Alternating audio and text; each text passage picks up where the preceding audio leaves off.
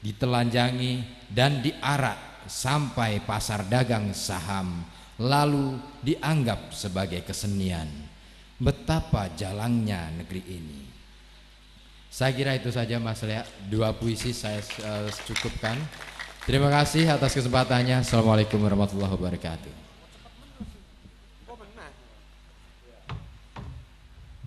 Oke, langsung Mbak Ardi Susanti. Ini terakhir prestasinya menjadi guru teladan atau apa? Guru berprestasi ya? Saya nggak tahu, guru berprestasi di Jawa Timur. Ini kalau di gerakan puisi menolak korupsi termasuk penyair berbobot, terutama secara anatomi.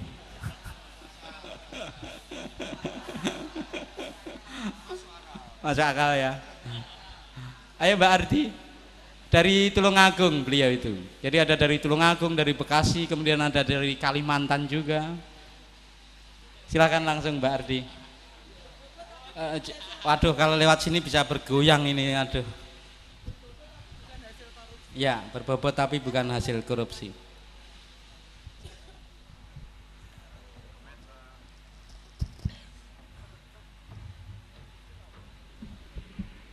Terima kasih. Assalamualaikum warahmatullahi wabarakatuh.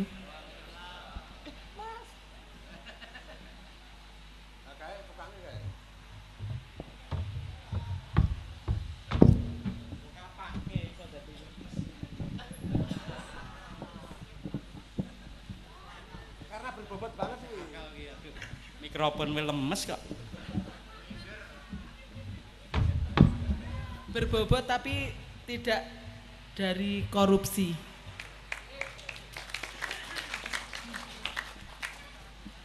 Puisi pertama, tangisan Ibu Pertiwi. Duh urip sengsarane kaya ngene, gumuyuku kaya lintang tengah awan, ilang dening panase sang Bagaskara. Nasib Allah iki kapan bisane sirna, ben lumaku urute rel kang pinajang, ngalor ngidul ngetan ngulon tanpa nglawan. Gerimis adalah hatiku yang menangis. Anak-anak telanjang dada, anak-anak telanjang kaki, mengais asa dari remah kerakusan, memakan nasi dari beras yang berkutu, meminum air yang tertuba, menggantang cita pada kegamangan. Keserakahan merupakan kaidah, kemunafikan adalah raja, meremah seluruh jiwa raja, menengadah dengan gagah, mematikan hati nurani, terbungkam oleh harta, terbutakan oleh tahta, terbuaikan oleh wanita. Gerimis adalah hatiku yang menangis. Anak-anak harapan bangsa hanya bisa menatap pilu, menahan liur di ujung senyum. Oleh indah janji manis waktu cari suara, begitu jadi penguasa, uang negara dimakan suka-suka. Puisi kedua, Mas. Puisi kedua, peta di wajahmu. Aku melihat peta di wajahmu. Peta tambang mineral memerah di hidungmu. Peta kesehatan kesejahteraan rakyat di kerling matamu. Peta illegal logging di gembul pipimu. Peta ekspor impor di licin keningmu. Peta pendidikan di keruh otakmu. Peta BLSM di abu-abu senyummu. Wajahmu berubah menjadi peta warna-warni yang siap meleleh ke perut buncitmu dan keluar menjadi tinja rupiah demi menggemukkan pundi-pundi yang kau simpan dengan nama-nama lain untuk menghindari mata-mata anti korupsi. Aku melihat peta di wajahmu.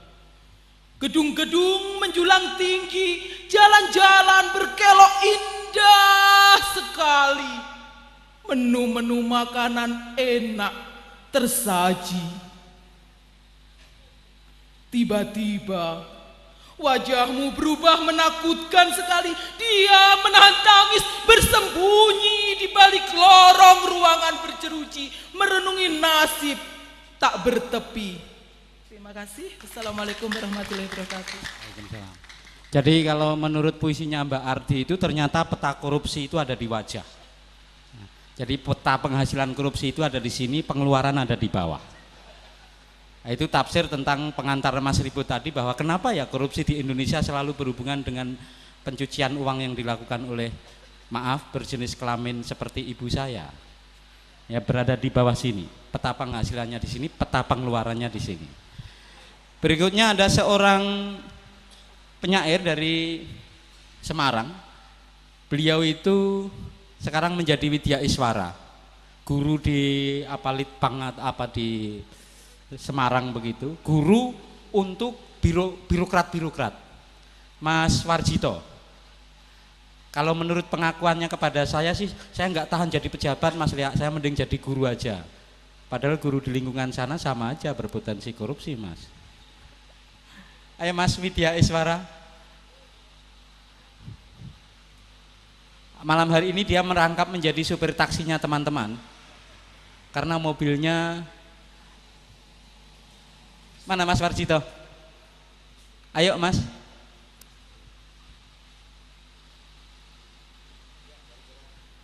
Oke. Beliau juga menarik sekali ketika kemarin di Purworejo menjadi narasumber dari diskusi anti korupsi tentang apa itu sindrom toilet ya Mas ya. Sama megalomania. Jadi beberapa hal yang menyebabkan kenapa orang korupsi, salah satunya karena perilaku megalomania.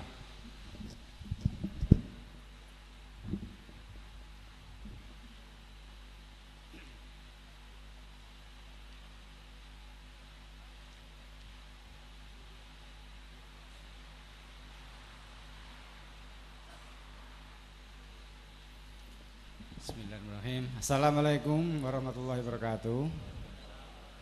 Selamat malam. Seperti sudah disampaikan oleh Mas Lea tadi, saya pegawai negeri, tapi insya Allah secara sadar begitu ya, tidak pernah punya niat untuk korupsi gitu. Oleh karena itu saya memilih menjadi Widya Iswara. Widya Iswara itu pendidik untuk para pegawai negeri, baik yang baru menjadi calon pegawai negeri maupun pejabat-pejabat yang mempromosikan, yang dipromosikan untuk jabatannya lebih tinggi, kira-kira begitu. Malam ini di depan Anda semua saya akan membacakan puisi saya yang berjudul Siapa Kau? Siapa kau? Mengaku sebagai budiman yang siap ulurkan tangan, sementara sudah sekian lama kami terperosok dalam kubangan lumpur kesengsaraan. Siapa kau? Mengaku sebagai dermawan yang selalu janjikan bantuan, sementara sudah sekian lama usaha kami kembang kempis karena hampir kehabisan modal. Siapa kau?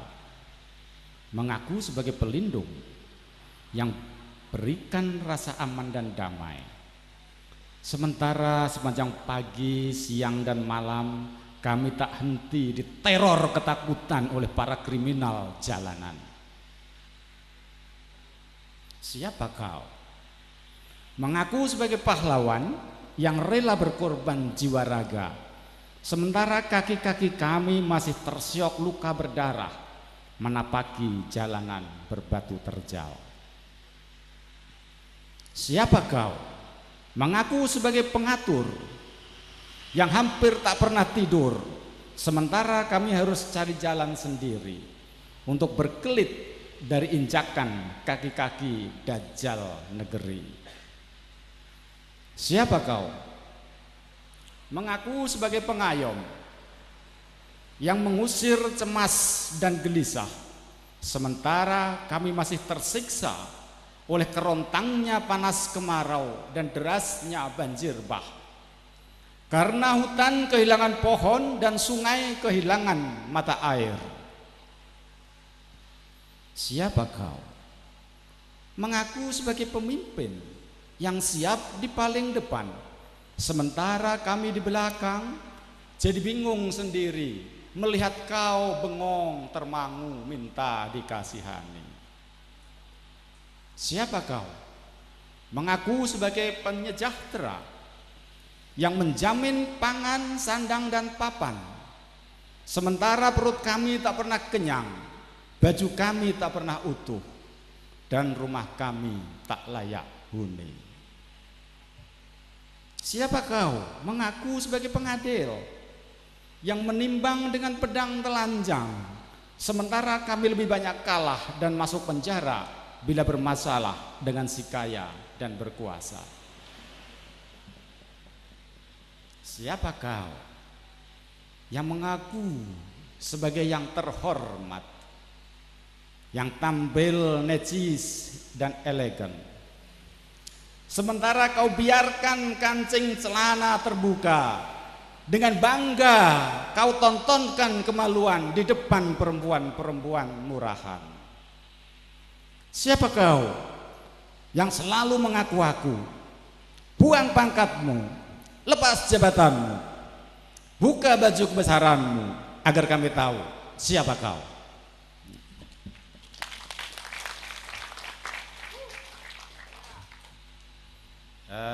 Yang kedua, puisi pendek saja. Judulnya Panggung Hiburan. Hiburan rakyat melihat pelawak bergaya koplak, lupa sesaat beban berat dipikul pundak. Hiburan pejabat melihat uang dibawa rekanan, pengganti tanda tangan, lupa sesaat jaga martabat, menjelma bangsat. Oh, rakyat koplak, pejabat bangsat. Terima kasih. Siapa kau? Itu jawabannya bukan rakyat, begitu pasti. Ada di puisi kedua jawabannya. Berikutnya dari Bekasi, jauh-jauh dan terlambat keretanya. Seorang guru, seorang penulis puisi, Mbak Diah Kencono. Silakan Mbak. Mana nih pahlawan tanpa tanda jasa dari Bekasi? Bekasi dengan Pati ini sama-sama ini satu daerah yang tidak ada di peta Indonesia kayaknya. Jadi Pati ini kemudian kita temukan, kalau ngeset di Google ketemu karena ada suluk maleman ini. Sebelumnya nggak ada. Mbak Diah Kencono. Ayah ini juga jujur sekali ini, dikawal sama anaknya biar nggak bisa kemana-mana. Ayo Mbak, silakan.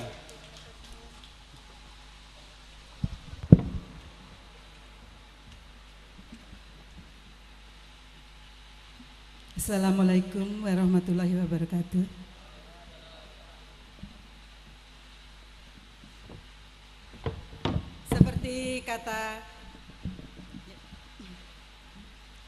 Seperti kata Mas Leak tadi, saya seorang pengajar di sekolah dasar.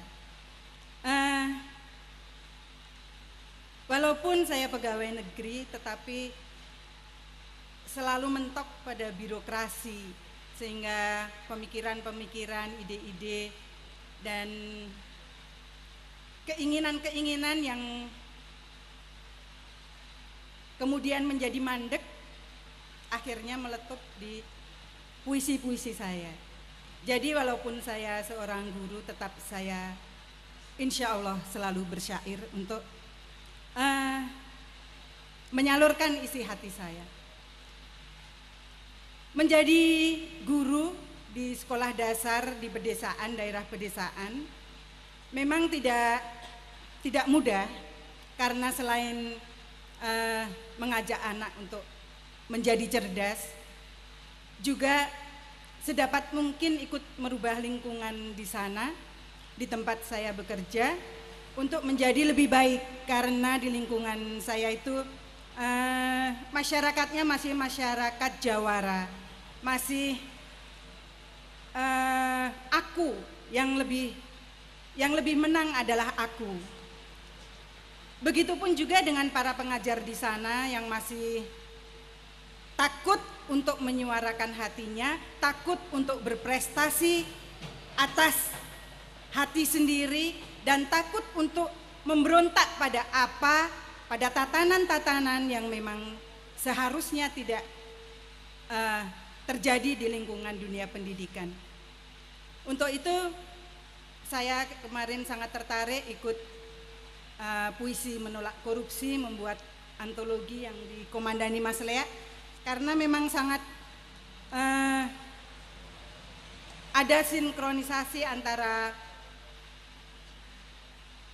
keinginan hati dan apa yang saya lihat, yang saya rasakan. Antara lain yang akan saya bacakan, Nurani yang tersesat. Nurani yang tersesat. Semalaman aku mencari, tengok kanan, tengok kiri, tak pasti.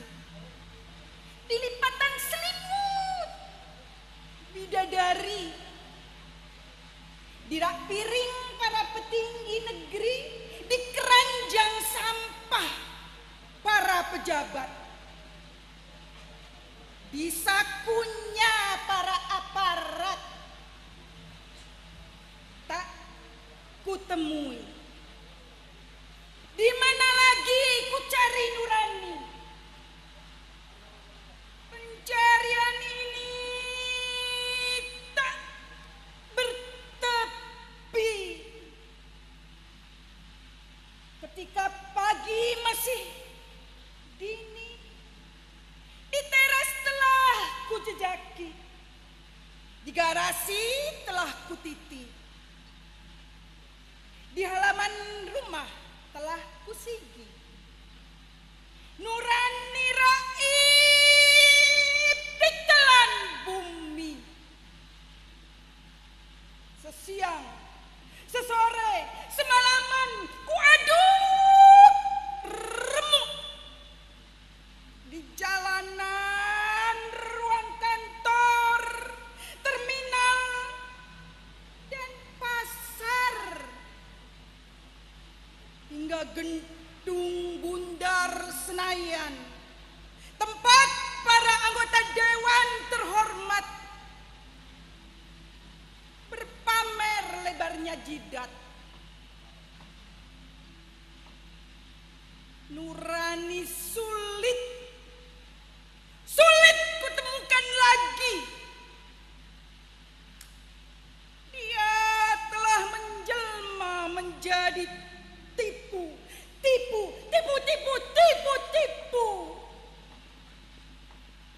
Salam tempel, kong kali kong, kolusi, korupsi, momoknya nepotisme. Nurani tak bernyali lagi. Engkau sembunyi atau mimikri. Hai, mari bangun bersama kami. Libas, gilas, korupsi. Jangan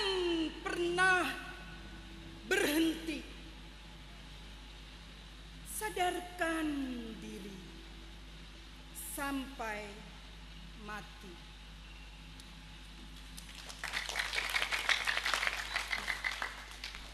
Yang kedua, tentang aroma yang sangat enak sekali, aroma korupsi.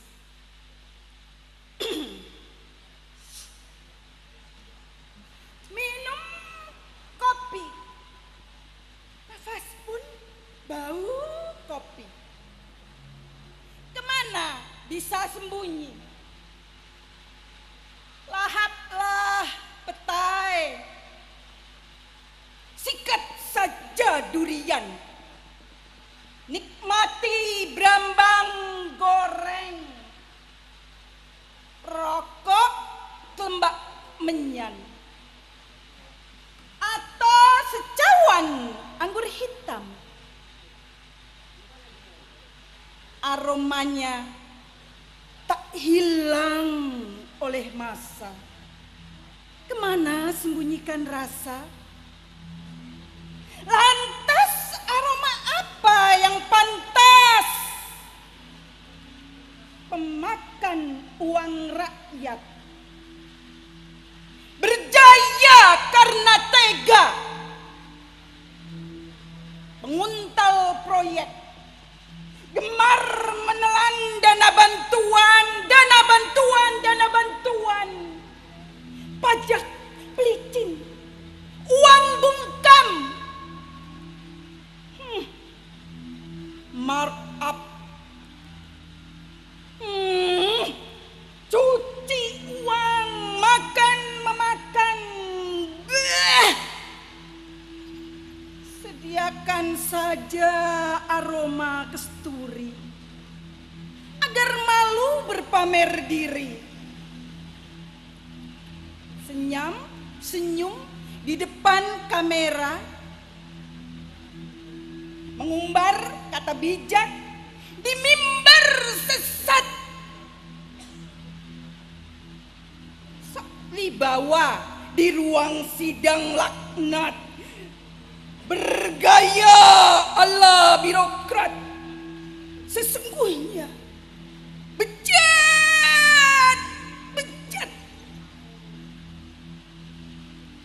Mari sediakan bau kakus saja agar kuat menutup rapat mulut,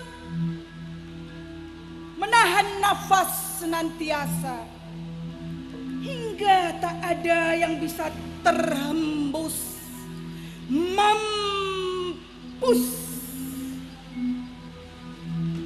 Satu lagi mungkin.